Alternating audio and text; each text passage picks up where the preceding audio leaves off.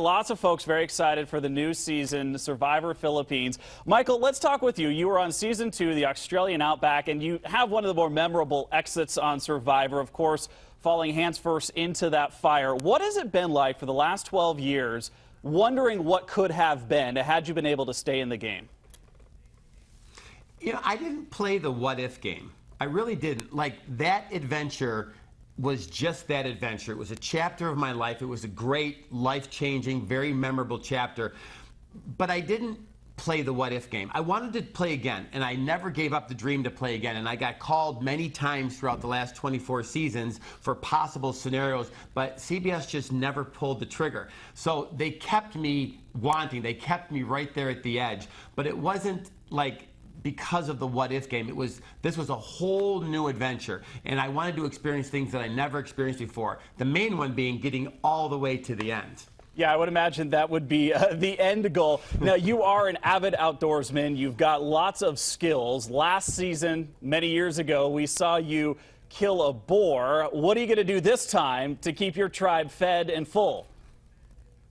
You know, if I saw something move, I visualized it in my belly. So whether it was in the sea or on land, I went after stuff with a vengeance, because the food, the starvation, and it's not hunger, it's the fatigue that you experience from not being able to eat and wondering if you can, be able to give 100% at a challenge, or even when you're going after some wild beast, whether it's swimming or running on land. I was going to do anything to find food to eat out there, so I go after it again. Lisa, of course, you're best known for playing Blair on The Facts of Life. There's some conflicting thoughts over whether being a celebrity in the game of Survivor can help or hurt you. How did you decide to approach your game? I think because I never thought of myself as a celebrity playing the game. I thought of myself as a fan playing this game that I've adored since season 1. And I do think that translates depending on how you carry yourself and what you project out there. And I knew going in, if somebody recognizes me, I'm not going to deny it. But also, if you're going to be on a deserted island with nobody else around, you're going to bond pretty quickly. And they're not going to bond with Blair because that's a character. They're going to bond with me. And then very soon, Blair will be forgotten.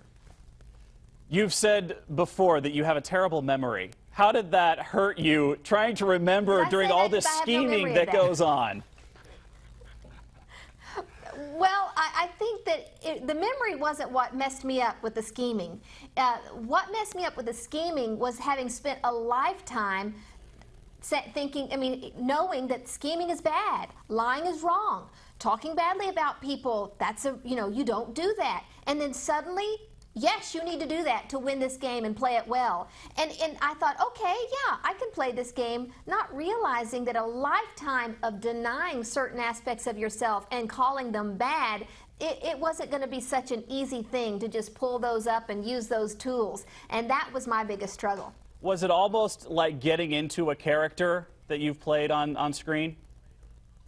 It was nothing like getting into a character. I was more me than I've ever been. Really? Because when you strip away everything else that you can depend on, like food, sleep, family, even it felt like, okay, God did not show up. Where is he? He's not on this island. And so I felt utterly alone, and all I had was the deepest parts of me. And I was raw the whole time. Michael, there was a bit of hubbub back many years ago that the cameraman didn't come to your aid when you had fallen into the fire. What's your take on that scenario? Well, I was sitting next to Mark Burnett during that question that was asked, and they said, why didn't the cameraman pull him out of the fire? And Mark Burnett said, because I'd have fired him. And he said, we've got a medical team and we've got a camera team. And he didn't want the doctors picking up cameras. He didn't want the camera people picking up medical bags. And, it kind of surprised me. And when he fell in the fire, Mark, what were you thinking? And Mark said, half my brain said, I hope Mike's okay. And the other half said, this is going to be great TV. And and the world got kind of shocked by that, but I realized how true that really was. Like, this is a game, and we're just people in this game. And we think, she said she felt alone as a returning player. I felt like I was alone because there was the newbies and one returning player. And I felt like there was this big, giant, neon glowing bullseye, like, get rid of that guy because he's standing right directly in the way of me winning $1 million. So everybody in their own way feels completely isolated, and you don't have the support system. I mean, Lisa just said it perfectly. It's so true. You can't depend on anything. So what you see from every person out there is the raw of who we really are.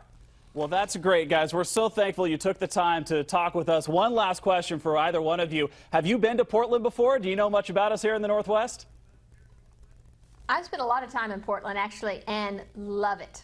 I just know about your sports teams. I'm a sports fan, so I've not been there, but I'm looking forward to coming. All right. Well, Lisa and Michael, best of luck to both of you on this season of Survivor. Thanks so much for talking with us today. You got a lot of fans up here in the Northwest, and for certain they will be watching this season. Thank you very much. Thank you.